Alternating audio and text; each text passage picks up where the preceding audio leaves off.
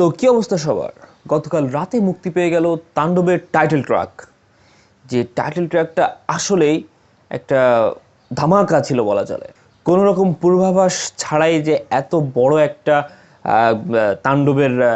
তাণ্ডবের শুরু হবে এটা কখনোই আমরা কেউ আশা করিনি। কোনো রকম পূর্ববর্তী অ্যানাউন্সমেন্ট ছাড়াই ঠস করে একদম তাণ্ডবের টাইটেল ট্র্যাক রিলিজ দিয়ে দেওয়া হলো চরকিতে। তো তাণ্ডবের টাইটেল ট্র্যাকটা আসলে বলতে গেলে একটা টাইটেল ট্র্যাক, একটা অ্যাকশনধর্মী সিনেমার টাইটেল ট্র্যাক যেমনটা হওয়া উচিত তেমনই হয়েছে। কোনো দিক দিয়ে কোনো অংশে কম রাখেনি তাণ্ডবের টাইটেল ট্র্যাকে।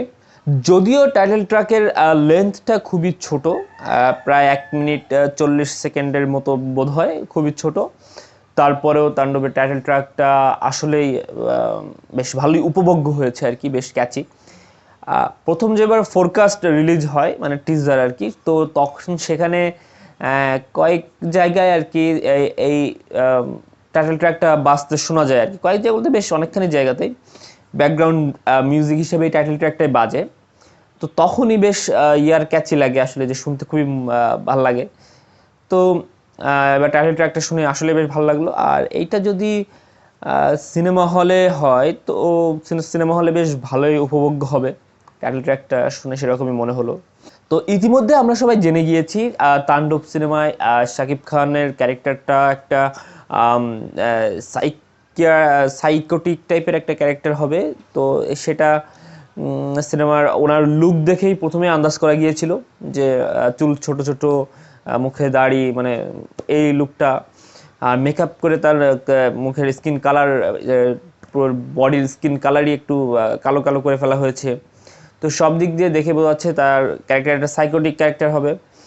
আর এর আগে আমরা তার ফোরকাস্টে তার যে বাটারফ্লাই ডান্স দেখি, বাটারফ্লাই ডান্স, তারপর ডায়লগ ডেলিভারি, সব কিছু দেখেই বোঝা যাচ্ছে যে এই সিনেমাটা সাইকোটিক ক্যারেক্টার প্লে করবে সে। এবং এই বিষয়টা আরও স্পষ্ট হয়ে গেল তাণ্ডবের টাইটেল ট্র্যাকের কয়েকটা স্টিল ইমেজে আর কি। আপনারা খেয়াল করলে দেখবেন টাইটেল ট্র্যাকটাতে ভিডিও ফুটেজ খুব কম রাখা হয়েছে, সেই আগের সেই ফোরকাস্টের বিভিন্ন ফুটেজ এডিট করে বানিয়ে দেওয়া হয়েছে, কিন্তু স্টিল ইমেজ দিয়ে লিরিক্যাল ভিডিও রিলিজ দেওয়া হয়েছে।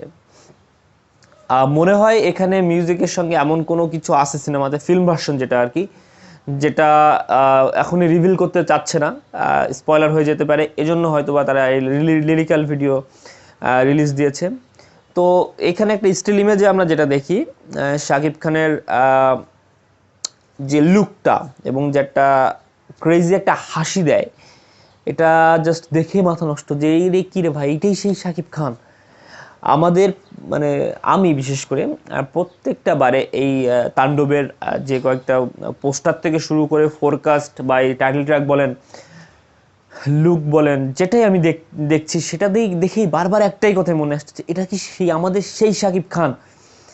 তো এটাই আর কি, তাণ্ডবের টাইটেল ট্র্যাকটা আসলেই অন্যরকম একটা ধামাকা হয়ে এসেছে। তো তাণ্ডবের টাইটেল ট্র্যাকে আমরা দেখতে পাই উনি একটা শাকিব খান আর কি, উনি একটা রবারি টাইপের বা কোনো এক জায়গায় আক্রমণের একটা হস্টেজ টাইপের একটা সিচুয়েশন ক্রিয়েট করেছে। তো সেখানে মাস্কম্যান, আমরা মাস্কম্যান হিসেবে কিন্তু অনেকগুলা মাস্ক ব্যক্তিকে দেখি। তো এখানে ধারণা করতে পারতেছি আর কি, আমার যে ধারণা হচ্ছে আর কি, এটা পুরোটাই আমার ব্যক্তিগত মতামত। এখানে হয়তো এই মাস্কের আড়ালেই অন্য কোনো কারোর একজনের ক্যামিও হয়তো থাকতে পারে।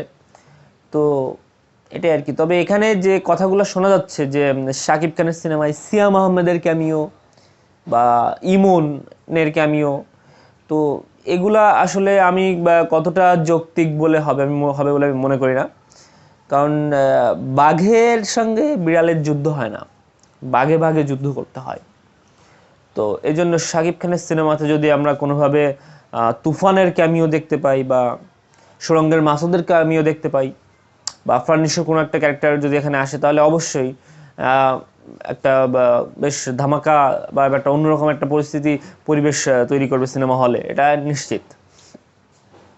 তো এই এই কথা বলাতে হয়, দেখা যাচ্ছে একদল সাকিবিয়ান হয়তো আমাকে এখন অ্যাটাক করতে পারে, বাট না, এটা আপনাদের বুঝতে হবে আফরান নিশো এবং শাকিব খানের মধ্যে একটা দ্বন্দ্ব চলছে, যেটা আপনারা আর কি বলতে যাচ্ছেন, কিন্তু আসলে এই দ্বন্দ্বটা হয়তোবা চলছে না, যেটা আমার মনে হচ্ছে, আমার ব্যক্তিগত মতামত, যে দ্বন্দ্বটা আসলে চলছে না, এটা পুরোটাই এই ফ্যান বেজের ভিতরে, তাদের ভিতরকার কামড়াকামড়ি আসলে।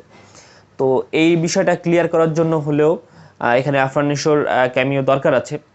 তো এখানে আমি একটা ভিডিও, একটা ফুটেজে দেখতে পারবেন আপনারা, যে এখানে একটা বডি ফিগার, বডি ফিটনেস দেখে বা লোমশ হাত দেখে পুরোদমে বোঝা যাচ্ছে যে এটা আফরান নিশো টাইপের কেউ একজনই হবে এই ক্যারেক্টারটা। তো এটা দেখা যায়, এটা এখন আগে থেকে নানা রকম বাস ক্রিয়েট হবে, নানা রকম চিন্তা ভাবনা মানুষের মাথায় আসবে, কিন্তু সত্যটা জানতে পারবো আমরা সিনেমা হলে।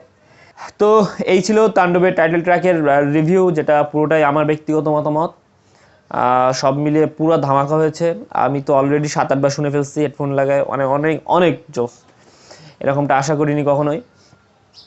তো যাই হোক, ভিডিও ভালো লাগলে তাহলে অবশ্যই চ্যানেলটি সাবস্ক্রাইব করে ভিডিওতে লাইক দিয়ে ভিডিওটি শেয়ার করে যাবেন এবং কমেন্টে জানিয়ে যাবেন তাণ্ডবের টাইটেল ট্র্যাক আপনার কাছে কেমন লাগলো।